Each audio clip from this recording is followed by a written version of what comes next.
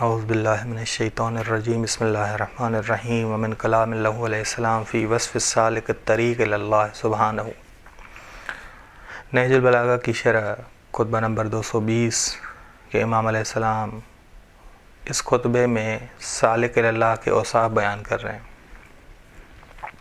امام علیہ السلام اس خطبے میں بیان کر رہے ہیں کہ سالک الی اللہ کے اوصاف کہ قد احیا عقلہ وَأَمَاتَ نَفْسَهُ حَتَّى دَقَّ جَلِيلُهُ وَلَطُفَ غَلِيظُهُ۔ سالک اللہ نے اپنی عقل کو زندہ کیا ہے، عاقلانہ زندگی گزارتا ہے۔ العقل ما عبد بہ الرحمن، عقل وہ ہے کہ خدا رحمان کی عبادت کی جائے، عاقلانہ زندگی نہیں، عبادت میں شرک و جہالت نہ ہو، خدا واحد کی عبادت کرے، ہدایت والی زندگی گزارے۔ وَأَمَاتَ نَفْسَهُ، اپنے انا اور غرور کو ختم کر لیا اس نے، عاقل ہے تو انا اور غرور کو ختم کر لیا ہے۔ اس کی خواہشات کم ہیں، اس کی خواہشات کم ہیں اور اس کا غصہ مہربانی میں بدل گیا ہے، مہربانی میں بدل گیا ہے۔ بس عاقل انسان ہے جو اپنے غرور کو، خودخواہی کو نیچے رکھتا ہے، یہ نہیں کہتا کہ مجھے اس لقب سے پکارو، مجھے اس بڑے نام سے پکارو، مجھے میری یہ تعریفیں کرو، بلکہ پوشیدہ طور پہ اپنے نام کی مشہوری کے بغیر نیک اعمال انجام دیتا ہے، یہ عاقل ہے۔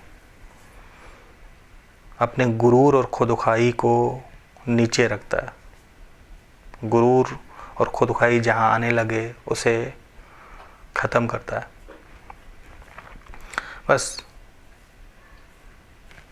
یہ اس عاقل انسان یہ نہیں کہتا کہ میرا یہاں نام کیوں نہیں لیا، میرا یا میں کرنے والا عاقل نہیں ہوتا۔ داخلی شیطان انسان کی عزت کو خراب کرتا ہے، جب تک عزت خراب نہ کرے اسے رہا نہیں کرتا، اسے چین نہیں آتا داخلی شیطان کہ آپ دیکھتے ہیں کہ کچھ لوگ میں پڑے ہوتے ہیں کہ لوگ بھی ان سے نفرت کرتے ہیں، ہر کوئی ان سے نفرت کرتا ہے۔ بس قد احیا عقلہ، عاقل انسان سالک اللہ وہ ہے جس نے اپنی عقل کو زندہ کیا ہے، اپنے نفس کو مارا ہے، اپنے غرور کو مارا ہے، اپنے تکبر کو مارا ہے اور اپنی خواہشات کو ختم کیا، کم کیا۔ وَلَطُفَ غَلِيظُهُ، خواہشات اس کی الہی ہیں اور اس کا غصہ مہربانی میں بدل گیا ہے۔ وَبَرَقَ لَهُ لَامِعٌ كَثِيرُ الْبَرْقِ، اس کے اخلاق کا نور چمکتا ہے۔ اخلاق ایک نور ہے، نور ہے، وہ نور اس کے راستے کو روشن کرتا ہے۔ یہ اخلاق کا نور ہے، عقل کا نور ہے، عدل کا نور ہے، اور نور اسے سیدھا راستے پر چلاتا ہے۔ بس اگر انسان اپنی راہ، گفتار، کردار کا دھیان رکھے، اپنی راہ کا دھیان رکھے کہ صحیح راہ ہے جس کو میں طے کر رہا ہوں، گفتار کا، کردار کا، تو سب سے پہلے وہ تاریکی سے نجات حاصل کرتا ہے اول۔ بس یہ اس کی گفتار، اس کی صحیح راہ، اس کا صحیح کردار یہ نور بن جاتا ہے تو تاریکی سے نجات پاتا ہے اول۔ جب راستہ اسے مل جائے تو کیونکہ تاریکی ختم ہو گئی، نور ہے، تو صحیح اسے طے کرتا ہے، صحیح اسے طے کرتا ہے۔ یہ طے کرنا اس کے لیے آسان تر ہو جاتا ہے۔ فَسَنُيَسِّرُهُ لِلْيُسْرَىٰ، ہم نے آسان کر دی ہے نیکی بعض لوگوں کے لیے، بعض لوگوں کے لیے ہم نے پہاڑ پر چڑھنا آسان کر دیا ہے۔ اگرچہ شروع میں چڑھنا مشکل تھا لیکن پہاڑ پر چڑھنا کیا ہو جاتا ہے، بعض لوگوں کے لیے آسان ہو جاتا ہے۔ وَتَدَافَعَتُهُ الْأَبْوَابُ إِلَىٰ بَابِ السَّلَامَةِ وَدَارِ الْإِقَامَةِ، اور راہ راست پر ایک سلامتی کے دروازے سے دوسری سلامتی کے دروازے تک منتقل ہوتا ہے، بس ترقی ہوتی رہتی۔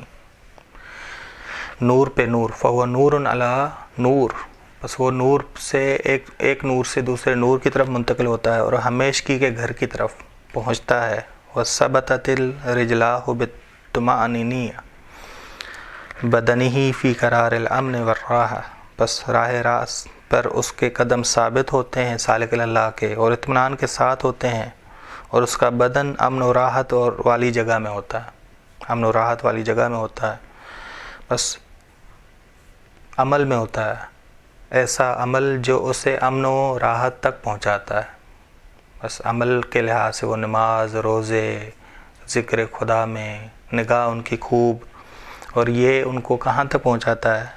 اطمینان تک. یا ایتھا النفس المطمئنہ ارجعی الی ربک راضیۃ مرضیہ، پلٹا اپنے رب کی طرف کہ خدا بھی تو اس سے راضی ہے، تو بھی اس سے راضی ہے.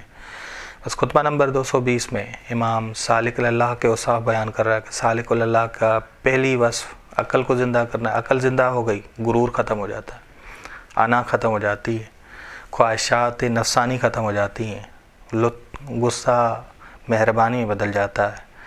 یہ اس کا اخلاق کا نور، عقل کا نور، عدل کا نور اس کے راستے سے تاریکی کو ختم کرتا ہے. تاریکی سے نجات پالی تو دن بدن طے کرتا ہے راستہ.